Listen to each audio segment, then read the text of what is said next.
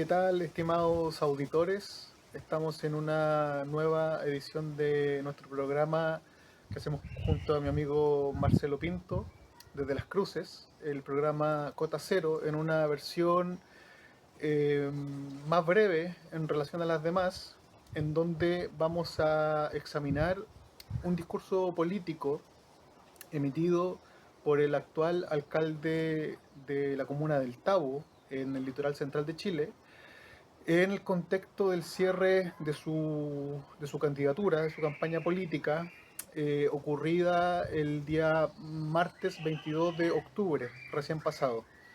Recordemos que este fin de semana se llevan a cabo elecciones y nos pareció pertinente examinar desde el punto de vista de la crítica filosófica y de la crítica científica, este discurso político que vamos a mostrar un fragmento, aquel fragmento más beligerante, ¿cierto? Más incluso violento, porque consideramos que debe ser de conocimiento Así público. como tenemos una gran mayoría de gente buena, gente hermosa, gente trabajadora, gente luchadora en esta comuna, también tenemos gente mala, gente negativa, gente que no aporta nada, que todo critica.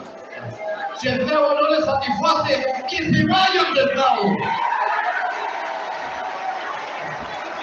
Aquí queremos gente que ame el Tabo, que ame esta tierra, que construya entre todas y todos esa mejor calidad de vida que todos nos merecemos.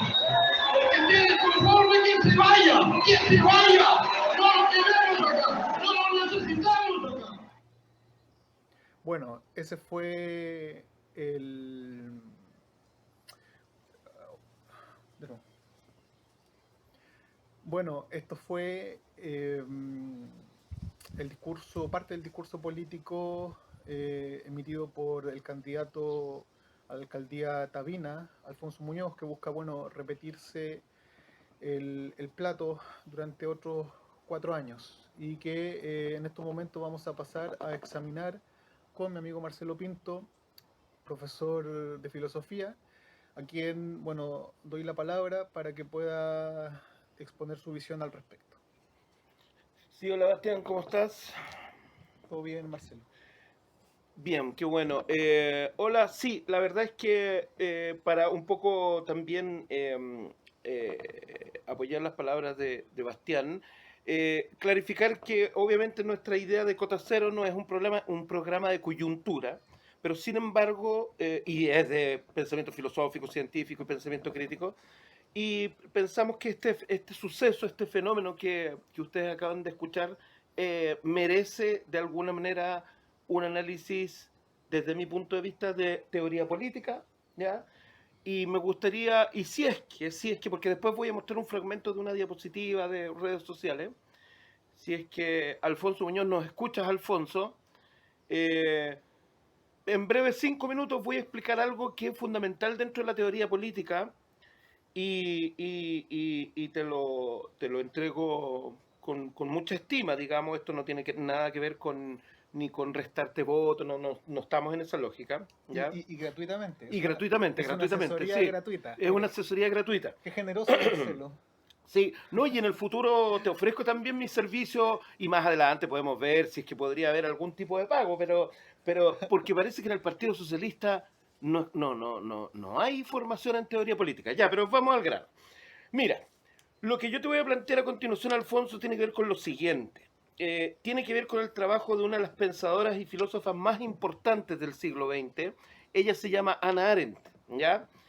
Y ella estableció una relación que es una relación que nosotros tenemos la tendencia a pensar que son dos conceptos que se identifican, pero ella plantea que no.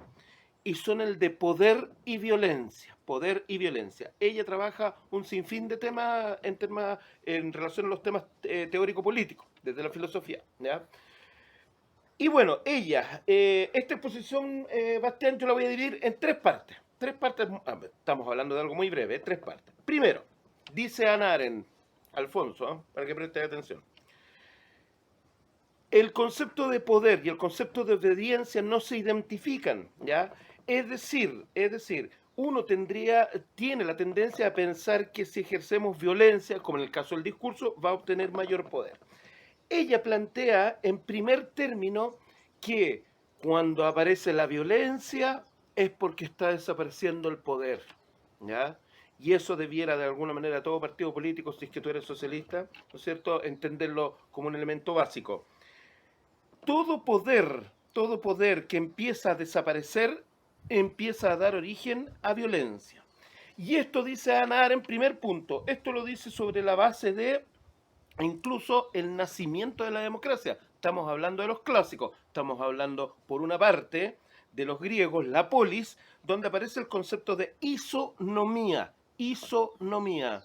Para que lo entiendas, Alfonso, iso es igual, homologable, y nomía es norma, ley. Por lo tanto, las leyes y las normas están estipuladas en función de que seamos todos iguales ante la ley, ¿ya?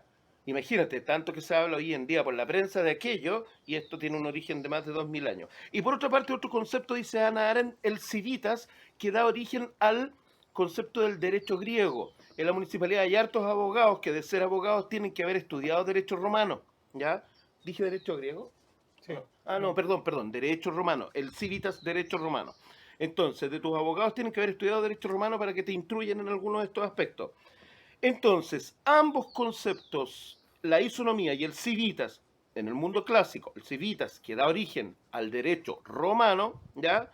Dice Hannah Arendt, no están basados en el mandato y la obediencia. No están basados en el mandato y la obediencia. Este es el primer punto. Por lo tanto, resumiendo, punto número 1, el origen de la ley, de la norma, está dado en función de esta igualdad ante la ley y ante la norma, ¿ya? Bien, vamos al punto número 2. Entonces, ¿qué nos dice Hannah Arendt en torno a qué sería la política, qué sería el poder y dónde se radica el poder y la política? Ella, en su libro La condición humana, que también se denomina en alguna segunda edición Vida activa, la vida activa, para Hannah Arendt, corresponde a aquella condición genuinamente humana y que corresponde a la vida activa, es decir, a la acción, a la acción. La política, el poder y la acción serían la condición propia del ser humano, ¿ya? De ahí que su libro, La condición humana, ¿no es cierto? Incluso, ya que tú mencionas varias veces el amor, ella incluso dice que el amor radicaría en la vida activa, es decir, en la acción, en el poder y en la política, ¿ya? Y que esta dimensión propiamente humana de la alta política, ¿ya? No sería otra cosa que acuerdos que logran los individuos, las personas, los seres humanos, para dar origen a algo nuevo en el mundo, no para replicar una y otra vez las mismas cosas que están dadas y que producen, y aquí voy a hacer una inflexión al discurso, Bastián, la disconformidad. ¿Qué es lo disconforme? Porque él, en el discurso, hemos titulado el discurso que se vayan, en el discurso que se vayan, dice que se vayan los que están disconformes. La disconformidad es una suerte de no estar de acuerdo con una idea. Y dice Hannah Arendt, justo para lograr un acuerdo que no existe, porque es algo que no existe en el mundo, en un determinado tema, por ejemplo, lograr un acuerdo es el poder legitimado, Alfonso, el poder legitimado. Es lo que Hannah Arendt llamaría natividad, nacimiento y la propia libertad, ¿ya? Entonces, tenemos dos elementos, para que vayamos recordando. El primer elemento es el origen, ¿no es cierto?, de esta idea de la política y de la aparición de la ley en la polis griega y en el derecho romano. Luego, lo que Hannah Arendt define como poder, política y acción, incluso amor, ya que tú mencionaste varias veces la palabra amor. Y vamos al punto número 3. ¿Qué dice Hannah Arendt? En el punto número 3 señala que cuando el poder está legitimado, ¿no es cierto?, en estos acuerdos entre individuos, entre estos otros unos con los otros, que de alguna manera dan nacimiento y origen a algo nuevo, ¿no es cierto? ¿Qué dice Hannah Arendt respecto, como tercer elemento? Cuando el poder se siente no legítimo, cuando el poder ha perdido legitimidad, entonces aparece la violencia. Aparece la violencia. Por lo tanto, fíjate tú que a menor poder o el decaimiento del poder es cuando aparece la violencia. Y la violencia es un mecanismo por el cual empieza a aparecer algo que ella trabajó después de años, después de este libro Vita Activa, que es el origen del totalitarismo o los totalitarismos. Y dice, al inicio, cuando el poder desaparece, aparece la violencia, y es entonces cuando aparece el totalitarismo. Y el totalitarismo es esta idea de que ya no hay unos otros. Lo que hay somos nosotros los iguales, y los otros son borrados o son expulsados, piensa tú, o son exterminados. Y ella es una pensadora del siglo XX fundamentalmente, y para ella fundamentalmente, fíjate tú, que lo plantea que fueron los socialismos las mayores expresiones del totalitarismo. El nacionalsocialismo y el socialismo real o comunismo, diríamos, a partir de la revolución bolchevique en la Unión de Repúblicas Socialistas Soviéticas. ¿Qué pasaba con los otros en los totalitarismos, Alfonso? El otro era borrado, expulsado, ¿ya? Eso es un elemento que hay que tener muy claro desde el punto de vista de la teoría política. Entonces, para cerrar, dice Hannah Arendt, cuando el otro desaparece es donde surge el enemigo. Ese es el origen del totalitarismo, aparece el enemigo. Y yo aquí quiero hacer una nota, y esa es la exposición teórico-política que te podría mostrar el día de hoy, Alfonso, ¿ya? De manera gratuita.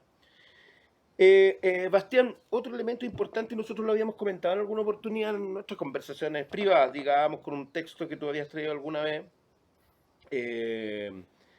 porque, bueno, tanto Bastián como yo estudiamos, ¿ya?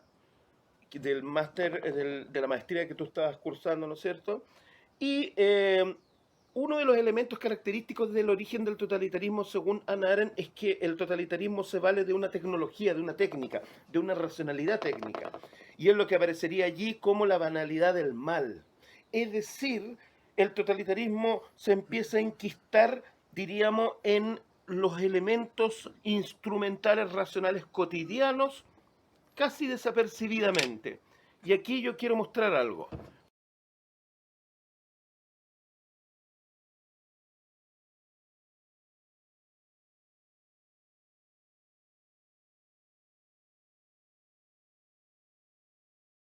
Mostrar una diapositiva en la cual aparece el candidato, pero que no dice que es candidato, Alfonso Muñoz, el día 3 de octubre, señalando que él va a escuchar a todos y todas donde sea y cuando sea, ¿ya? Bueno, la idea de la democracia no es escuchar solamente, es dialogar, diálogo.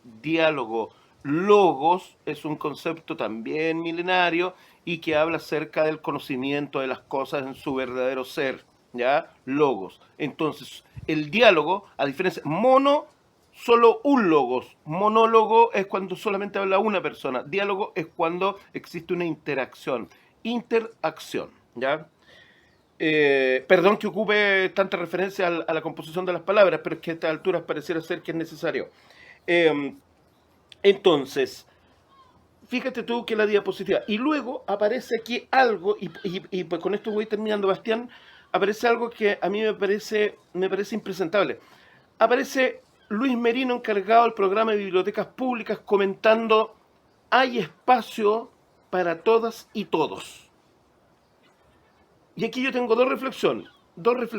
Una, por una parte, nuevamente aparece esta idea de que el Tabo se construye entre todas y todos, pero resulta que hay algunos que, por estar disconforme, por desarrollar la crítica, los van a echar. Ahora nosotros no tendríamos por qué sentirnos aludidos, ¿sí? ¿Tú te sientes aludido con échenlos? ¿O tú crees que nos quieren echar a nosotros también? Estaríamos dentro. ¿Nos convertiríamos en parias, Bastián? Eso fue justamente lo que pasó.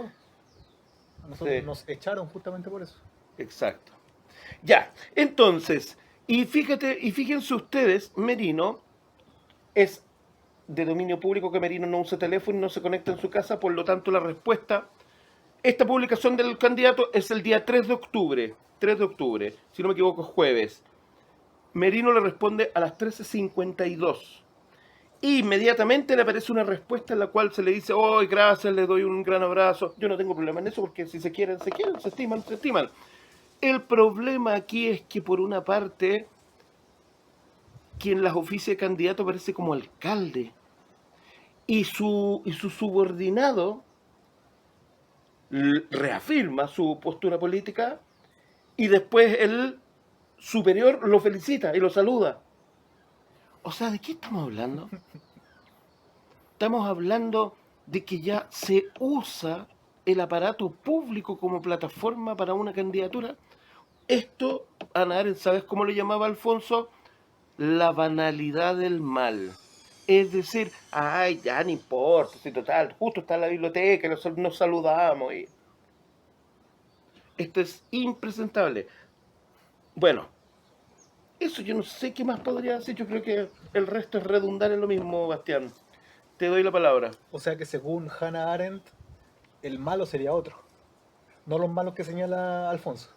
No, claro, o sea, claramente, Bueno, claramente. O sea, en buena hora que haya gente que desarrolle pensamiento crítico, porque si no viviríamos en las cavernitas, por Alfonso. Weón. bueno, y una caverna es justamente la mentalidad provincial, a mi juicio, es una forma de caverna, Marcelo. Yo quiero entonces ahora tomar la palabra y referirme a la siguiente tesis para complementar tu exposición. Eh, y esta tesis es la siguiente, para explicar el fenómeno político Alfonso Muñoz, ¿cierto? Eh, Alfonso Muñoz es un representante justamente de los totalitarismos socialistas del siglo XX, en cuanto a que es un político eh, con una mentalidad, podríamos decir, y con un esteticismo, con am, quien ve a Alfonso Muñoz no podría decir que goza de carisma, sino que más bien es un sujeto gris, árido, ¿cierto? Eh, y esta mentalidad es justamente, mm, él la recoge desde la mentalidad provinciana, ¿cierto? Recordemos que Alfonso Muñoz es un nacido y criado, ¿cierto? Él es un crucino de toda la vida, ¿cierto? Que no siguió estudios universitarios y que por consiguiente, no digo que esto sea bueno ni malo, pero por consiguiente se estancó desde el punto de vista intelectual en un momento determinado de su formación, ¿cierto? Y en un momento muy importante de su formación, que es la juventud. Entonces, Marcelo, mi tesis es la siguiente. Alfonso Muñoz es un hombre del pasado. Todos los nacidos y criados lo son en muchos aspectos. Y Muñoz mezcla el racionalismo provinciano, ¿cierto? Un racionalismo pragmático, excesivamente pragmático, un racionalismo prosaico que da mm, para solo algunas formas de política pública, como lo son las cuestiones relativas al tránsito, a la seguridad, a los lomos de toro, a las señaléticas, ¿cierto? A unos pavimentos, pero que no da para mucho más. Insisto, no digo que esto sea malo, digo lo que hay, digo lo que hay. Y este racionalismo provinciano, Alfonso Muñoz lo mezclaría con el racionalismo político propio del socialismo real, es decir, el socialismo del siglo XX, ¿sí? Un socialismo apático, un socialismo gris, un socialismo árido. Me estoy refiriendo a a los movimientos proletarios, ¿cierto? Del siglo XX que desembocaron en totalitarismo, en los totalitarismos más sangrientos que hemos conocido en nuestra historia, en la historia de la humanidad, podríamos decir. Es un racionalismo político, este del socialismo real, el de Muñoz, muy parecido a uno de los personeros del gobierno actual, ¿cierto? Que hoy día está en la palestra, que es Manuel Monsalve. Es decir, si uno compara a estos dos personajes, Alfonso Muñoz por un lado y Manuel Monsalve por el otro, en sus formas, en sus personalidades, son sujetos muy parecidos. Son sujetos que podríamos decir pertenecen al mismo tipo humano, ¿sí? Al tipo humano del campo chileno, fundamentalmente, fundamentalmente, ¿sí? Eso es lo que es, ¿sí? Ahora, esta mezcla entre racionalismo provinciano y racionalismo político socialista, ¿cierto? Encarnado en Muñoz, a su vez viene acompañado de una serie de elementos propios del identitarianismo liberal, propios de los movimientos woke del hemisferio norte, ¿sí? De la academia inglesa, de la academia francesa, ¿cierto?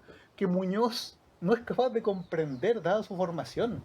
El nacido y criado es incapaz de comprender los movimientos culturales del hemisferio norte, entre otros aspectos porque no les interesa, porque los toman por excentricidades, los toman por formas de conducta propias de santiaguinos, ¿cierto? Y sabemos que en general no hay no son mentalidades afines, ¿cierto? Son más bien mentalidades que en muchos aspectos se encuentran en pugna, la del nacido y criado y la del santiaguino, ¿cierto? Entonces, estos elementos culturalistas, postmodernos, diríamos, que Muñoz, aun cuando no es capaz de comprender, incorpora como elementos estructurales de su administración en las áreas de medio ambiente, ¿cierto? Es decir, todas estas prerrogativas Muñoz las incorpora de una determinada, en una determinada proporción, siguiendo lo que podríamos denominar la razón instrumental, que Muñoz en su discurso critica muy fuertemente, es decir, la razón capitalista, la razón en virtud de la cual las personas son solo números. Muñoz la incorpora, pero a rajatabla, a partir de la incorporación, a su vez, de estas políticas, que las incorpora, insisto, a partir de un criterio utilitarista. Es decir, mundo de la cultura, es decir, lo incorporo en mi administración, con el acuerdo tácito, ¿cierto?, de que van a votar por mí, pero ya ustedes hagan lo que quieran. Señores como Merino, ahí guía, digamos, estas políticas, ¿cierto?, desde la biblioteca, las políticas culturales, que yo no las entiendo, dice Muñoz, pero que, bueno, ahí está su espacio garantizado siempre y cuando voten por mí, ciertamente. Y logren votos para mí. Y logren votos para mí, efectivamente, efectivamente. Entonces, ¿de qué manera se entiende que Muñoz incorpore cuestiones que él no entiende, dado su racionalismo provinciano, tales como la cuestión ambiental, ¿cierto? Que aun cuando fue uno de los principales argumentos de campaña para el periodo, para la campaña ya pasada, de 2020, 2021, no recuerdo exactamente, incorporó el elemento ambiental, pero muy fuertemente, muy No, fuertemente. y cultural, Sí, también. y cultural, de hecho, cultural fue la única entrevista que dio en campaña en aquella época por el tema también de la pandemia, pero fue la única entrevista que dio. Sí, sí. Y entonces incorpora estos elementos, medio ambiente, cultura, ya lo dijimos, pueblos originarios, incorpora todo esto, minorías sexuales, ¿cierto?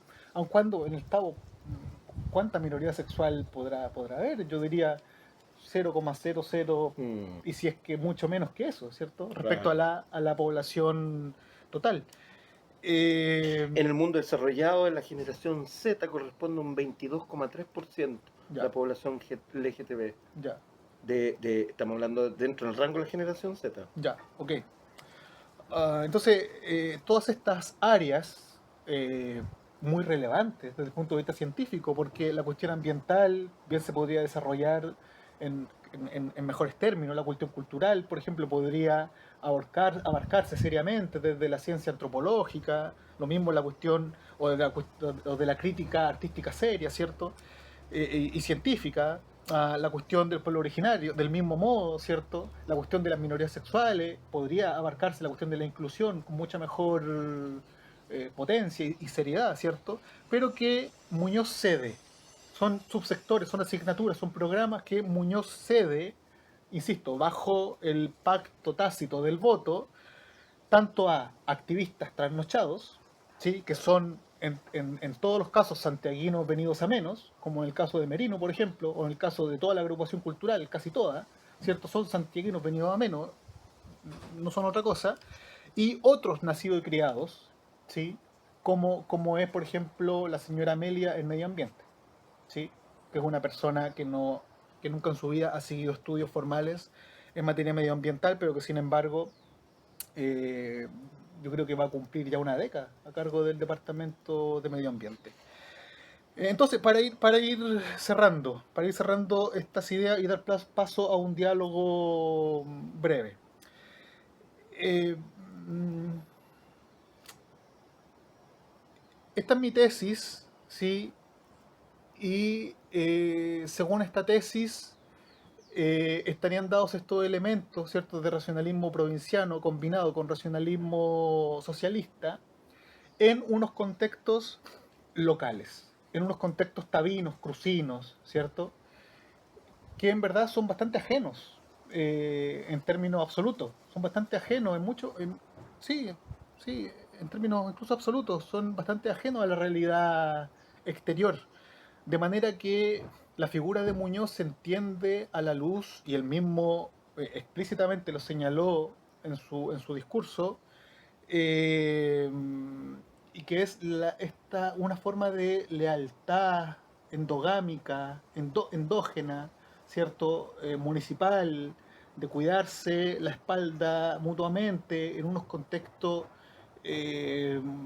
muy deficientes profesionalmente hablando, pero muy eficientes desde el punto de vista de la corruptela, me atrevo a decir esto, entre nacidos y criados.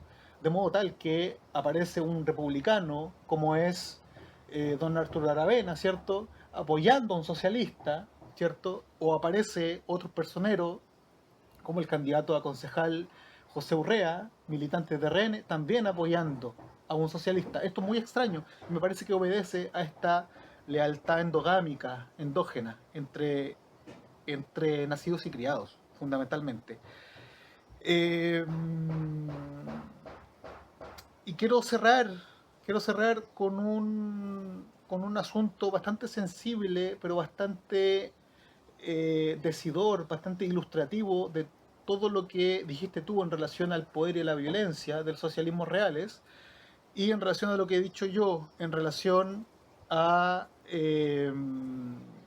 al racionalismo socialista presente en Muñoz, que es la intolerancia, que es la lógica de círculo cerrado, la lógica de círculo de hierro que existe entre los asesores, también algunos directores de Alfonso Muñoz, y que tuvo como expresión clarísima una medida que se tomó en este círculo de hierro, me parece que en los contextos de campaña política pasados, que fue la instalación de una puerta cerrada electrónicamente, ¿cierto?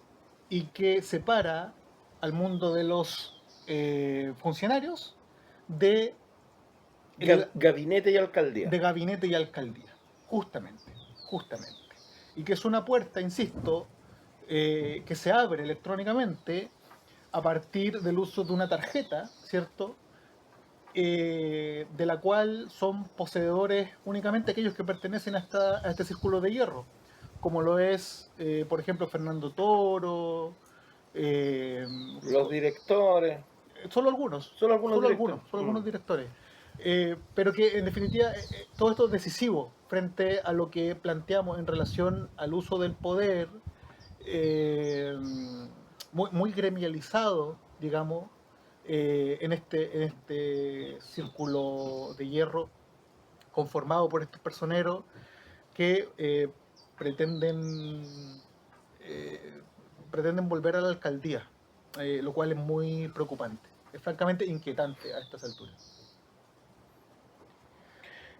Bien, pues ese ha sido un poco el análisis propuesto por cada uno y ustedes podrán a lo mejor estar o no de acuerdo con nosotros, pero nos parece absolutamente llamativo eh, el material que analizamos el día de hoy. Sí, pero piensa que el acuerdo en este punto es irrelevante. Nosotros, desde el punto de vista de nuestro quehacer crítico, poco nos interesa el acuerdo.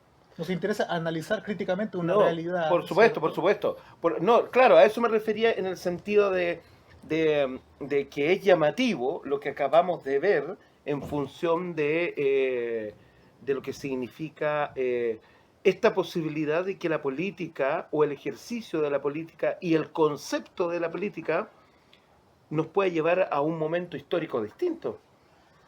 De lo que hablábamos en Cota Cero número 2 respecto de esta idea de que este proceso de contradicción, este proceso de tensión entre sujetos que quieren solucionar un problema, permite la aparición de una nueva realidad, permite la aparición de un nuevo umbral al cual cruzar, que es el sentido de la historia, un poco recogiendo la idea de Hegel, si lo recuerda. Sí, Entonces, nuevamente aquí nos topamos con la ignorancia, con este muro que no nos deja salir. Chocamos con algo, pero no sabemos lo que es y nos devolvemos en las actitudes propias de, de, de lo que aquí analizamos. sí, sí, sí, sí. Y este muro no es solo un muro monolítico, digamos, no es una tapia, ¿cierto? Sino que es un hombre de carne y hueso, o un conjunto de hombres y mujeres de carne y hueso, que no solo representan el muro, sino que representan eh, la violencia, la violencia política expresada eh, claramente en un discurso político que es el discurso político que mostramos a nuestros queridos auditores, ¿cierto? Y que aquí analizamos y que está directamente relacionado con el totalitarismo, hoy democrático, pero que ya dijimos, Muñoz lo Eso, encarna como personero eso. político del socialismo del siglo XX, totalitario, autoritario. ¿Sí? Yo te quería hacer una consulta, Bastián. Ayer, también en forma privada, les contamos, estábamos conversando de estos temas y otros, y tú me quedó dando vueltas después de esta idea. Esta idea de que cómo la democracia se constituye en una forma totalitaria.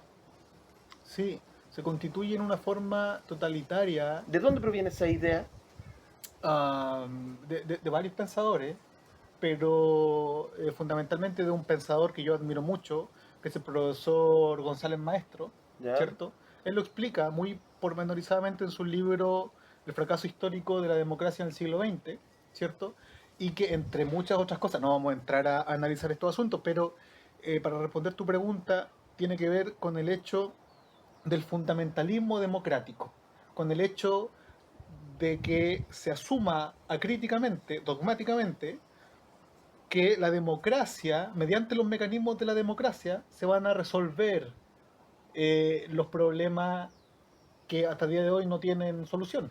Y en este punto surgen entonces los populismos. Populismos, por ejemplo, como el del señor Bukele, que frente a toda una realidad muy compleja, como es el del crimen organizado en Salvador, ¿cierto? Ujú. Él presenta una propuesta política de pasar, es casi un totalitarismo en muchos aspectos, ¿cierto? Aun cuando tenga buenos resultados, ¿cierto? O buen espíritu, O digamos. claro, claro, pero se pasa por cierta parte la democracia. ¿Me entiendes Sí, tú? sí, sí. Entonces se sale, toma distancia respecto de ese fundamentalismo democrático, de ese fundamentalismo del consenso, ¿cierto? Para tomar una medida potente como es la que ha tomado este político y tantos otros, ¿no? En la historia. Claro. Sí, yo te lo preguntaba fundamentalmente por este caso que puse, que es el encargado de las bibliotecas públicas, en función porque si tú lees algunos de los textos, son textos que no están o no se condicen con una sociedad, por ejemplo, basada en la aceptación, en el otro. De hecho, hay un texto, ustedes lo pueden buscar, que es Walmapu, en el cual él hace una sintonización con la naturaleza, supuestamente ancestralmente, y habla del Dios cristiano y el Dios católico como un Dios charcha. En palabras del autor, en las palabras de Merino, el Dios católico y el Dios cristiano como un Dios charcha, que había sido traído por los colonizadores. Yo me hago una pregunta. El otro día he visto un libro que tengo que me regalaron que se llama Cristo, y uno de los capítulos, hay un libro muy interesante que se llama Cristo, que es de un escritor, de un académico chileno, y que entre uno de sus capítulos dice Cristo en la poesía chilena, y rescata varias imágenes, y aparece, yo quedé pero impresionado con un poema de Gabriela Mistral acerca de Cristo. Eh, Aparece un poema de Eduardo Anguita, incluso Nicanor Parra. Y después yo pensaba, ¿y dónde cabría la majestuosidad o lo sublime de un artista cuando trata a un dios X como un dios charcha? Y con esa palabra, ¿dónde radica eso? ¿En qué radica, Bastián? Es que Luis Merino es un artista, ¿sí? Digamos que es un artista que ha tenido en su desarrollo, me parece que dos partes, ¿cierto? Un desarrollo, eh, por así decir, más pleno, ¿cierto? Moderno incluso, en sus trabajos respecto a la historia de los barrios patrimoniales, en sus trabajos de escultoría, ¿cierto? O en sus trabajos naturalistas, de colecciones de algunas plantas, de algunas caracolas. Entonces el trabajo es bien interesante, ¿sí? Y a mí me inspiró y me marcó más o menos profundamente en su momento, en una etapa de mi desarrollo, ¿cierto? Que ya forma parte del pasado, ¿cierto? Y otra etapa, una etapa ya más postmoderna, una etapa eh, de compromiso político, ¿cierto? Un artista comprometido, ¿cierto? Siguiendo esta línea de la literatura comprometida, ¿cierto?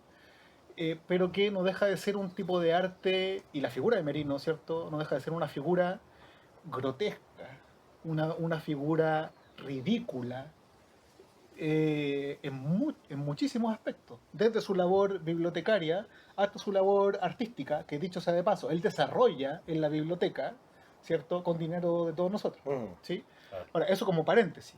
Pero esta segunda etapa, o etapa postmoderna, o etapa post Asonada de Octubre, ¿cierto? De 2019, insisto, es una etapa muy pobre desde el punto de vista artístico, pero excesivamente pobre, que responde a un proyecto político programática e imperativamente, ¿cierto? Que lo presenta imperativamente como incluso como una forma de nueva religiosidad.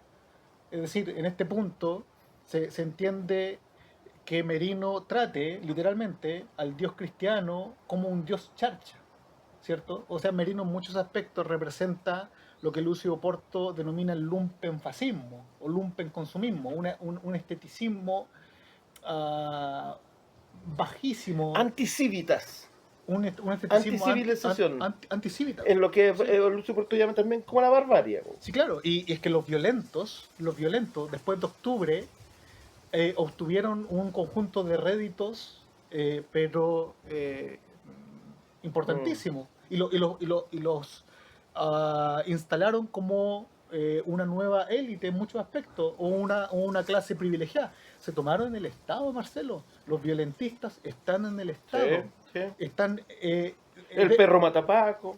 claro, está desde el gobierno de la nación hasta la Biblioteca Pública de las Cruces. Está ocupada por los violentistas. Claro. Y mucho cuidado con eso. Caracterización de ello, por una parte, yo esto quiero situarlo en el rol que le corresponde, en la calificación técnica y profesional, una ausencia de calificación técnica y profesional absoluta. O sea, tenemos un bibliotecario que no es bibliotecario. Claro. No voy a negar el trabajo en torno a libros que ha hecho respecto a de esa primera etapa en la recuperación del patrimonio crucino, pero aquí no hay una reflexión metodológica, científica, no. Sí, Hay harto de acomodo y de discurso cliché para hacerse del acomodo. sí, sí, claro. Pero esto no culpemos únicamente ni a Alfonso Muñoz, ni a Gabriel Boric, ¿cierto? O a Luis Merino, no. Es decir, eh, dos refranes, dos refranes. No es la culpa no es del chancho, sino del que le da frecho. Y en un mundo de ciegos, el tuerto es rey. Estos dos refranes yo creo que ilustran de una manera importante lo que estamos diciendo. Eh, Son los votantes, Marcelo. Sí, Son los por ciudadanos supuesto. aquellos que le asignan este rol a estos personeros que son bastante deficientes. Son marcadamente deficientes en lo que respecta a políticas en general. A políticas en general. Y esto, me temo, va a seguir ocurriendo. Dado, a ver, el aumento de estos sujetos en el aparato público es directamente proporcional, ¿cierto?, al aumento de la ignorancia, de la barbarie en la ciudadanía. Sí, sí, claro, por supuesto. Sí. Bien, como pueden ver, bueno, se alargó un poquito este cotacero, pero igual era un poquito más breve que los Yo anteriores. creo que va a quedar en unos 30 minutos. Sí. Algo razonable. Algo razonable.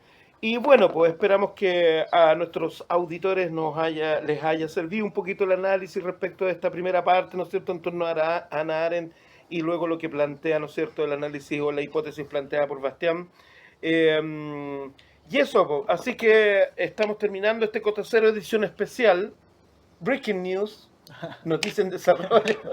Oye, ¿qué pasa si ya? Porque nosotros aquí no estamos diciendo, oye, no voten por Alfonso, voten por tal, o que ojalá que Alfonso no salga. Ya, pero suponiendo el caso que sale, conozco una oferta de maletas, ¿no?, por si te interesa. Ah, sí, ¿de Sí. qué marca?